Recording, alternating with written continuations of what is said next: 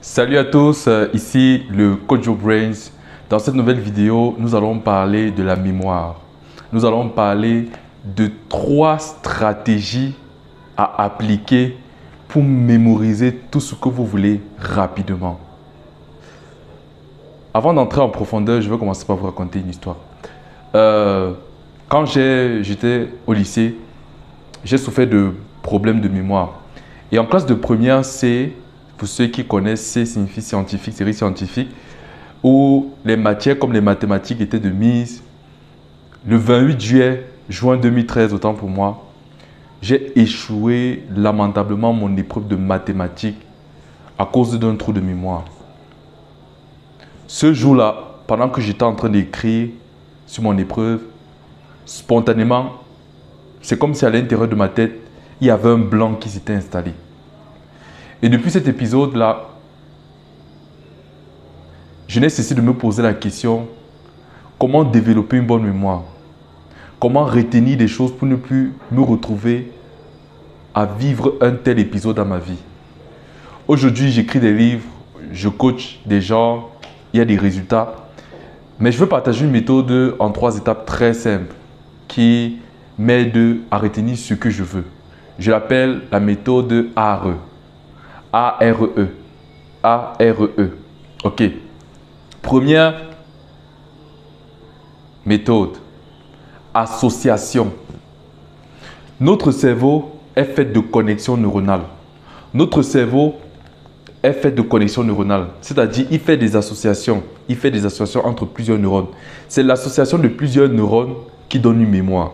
Le docteur Joe Dispenza a l'habitude de dire que lorsque vous apprenez quelque chose, des connexions se forment entre elles. Mais lorsque vous appliquez ces choses-là, ces informations se solidifient. Vous devez apprendre ce principe simple. Lorsque vous lisez par exemple un livre comme celui-ci, ou d'autres, ou vos cours, ou je ne sais pas quoi, apprenez à faire une association entre ce que vous connaissez et ce que vous ne connaissez pas. J'aime souvent prendre cet exemple. Lorsque, imaginons que tu as un frère et qu'il a un ami que tu aimerais connaître. Ce frère-là sera un pont entre l'ami que tu ne connais pas et le frère et toi-même. Ton frère qui te connaît devient un pont entre celui que tu ne connais pas en fait. Il est important de créer un pont entre une information que vous ne connaissez pas encore ou du moins que vous voulez apprendre et une information que vous connaissez déjà pour créer un lien associatif. Je prends un exemple. Dans mes coachings, j'ai l'habitude d'instruire les gens en fonction de ce qu'ils connaissent. Par exemple, si je veux t'expliquer un principe de neurosciences, supposons neurogénèse. La neurogénèse, quand tu entends le mot, c'est très compliqué. Ou bien neuroplasticité, prenons neuroplasticité. Voilà. La neuroplasticité, c'est assez complexe. Si je t'explique ça en termes scientifiques, tu ne vas pas comprendre. Mais si je te dis, la neuroplasticité, c'est comme un enfant qui prend de la boue ou de la pâte à modeler et qui se met à construire quelque chose. À un moment donné, il se rend compte que sa construction ne lui plaît pas. Alors, il décide ainsi de remodeler sa pâte pour donner une nouvelle forme. Si tu as compris ce que je t'ai expliqué, alors tu as compris la neuroplasticité, qui est la capacité que possède le cerveau à se changer lui-même. Chaque fois que vous apprenez quelque chose, vous lisez un livre, vous écoutez une musique, vous regardez un film ou une vidéo, votre cerveau passe en mode de neuroplasticité. Il est en train de se modifier. Il est en train de créer de nouvelles associations. Deuxième stratégie, la répétition. On dit souvent, la répétition est la mère de la science. Si les associations que vous faites entre ce que vous connaissez et ce que vous ne connaissez pas, pour former une nouvelle mémoire, créer des nouvelles connexions neuronales, la répétition, quant à elle, solidifie. Prenons un exemple. Vous arrivez dans une nouvelle ville ou dans un nouveau pays que vous ne connaissez pas. Il y a des routes que vous êtes censé emprunter chaque jour, notamment pour aller à l'école, au bureau ou partout ailleurs. Mais quand vous apprenez à fréquenter ces routes, vous ne les retenez pas encore. Vous risquez de vous perdre. Mais plus le temps va passer, plus vous allez marcher à répétition sur ces routes. Plus vous allez marcher à répétition sur ces routes, plus la mémoire de cette route va se solidifier. La répétition permet le goudronnement des connexions neuronales. Parce que dans le cerveau, les connexions neuronales sont un peu comme une route. Avant de goudronner une route, elle est d'abord en terre. Elle est d'abord en terre.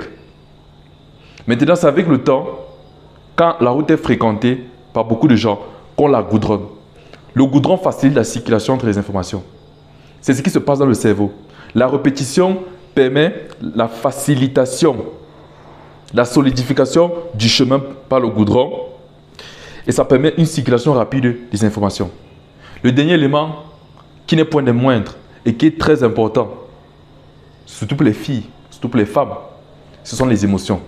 J'ai souvent l'habitude de causer avec des femmes, avec des amis par exemple, et je me rends compte combien elles sont capables de se rappeler des événements, des paroles que des personnes leur ont dites avec une entière précision en donnant le lieu, la date et l'heure.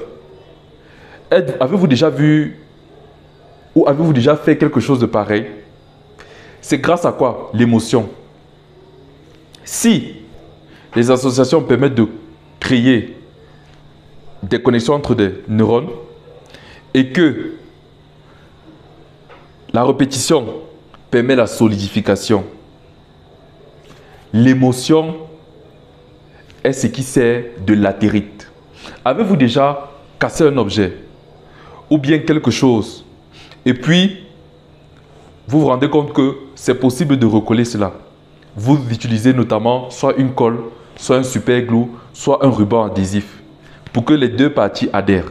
C'est ce qui se passe dans le cerveau. L'émotion est comme une colle. L'émotion est comme un ruban adhésif.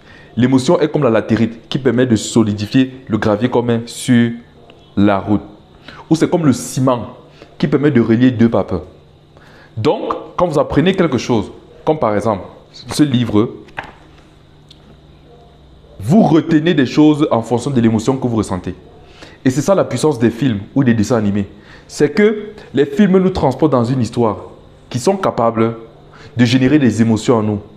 Et lorsqu'une émotion est créée, notre corps retient. Si la pensée est le langage du cerveau, l'émotion est le langage du corps. Donc lorsque tu as une information et que tu l'associes à une émotion, ça crée une mémoire à long terme.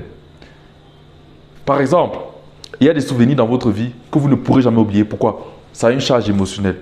Plus la charge émotionnelle est grande, plus le souvenir sera grand. Alors si vous voulez en savoir plus, je vous recommande ce livre dans sa troisième partie où j'ai parlé de comment développer sa mémoire. Il est disponible sur Amazon, il est disponible au Cameroun, il est disponible en Côte d'Ivoire, il est disponible au Togo. Et si vous avez des questions ou d'autres astuces pour encourager cette communauté, pour édifier davantage cette communauté, alors n'hésitez pas. À la prochaine vidéo. Mettez-moi en commentaire ce que vous aurez appliqué. C'était le Coach Brains. À bientôt.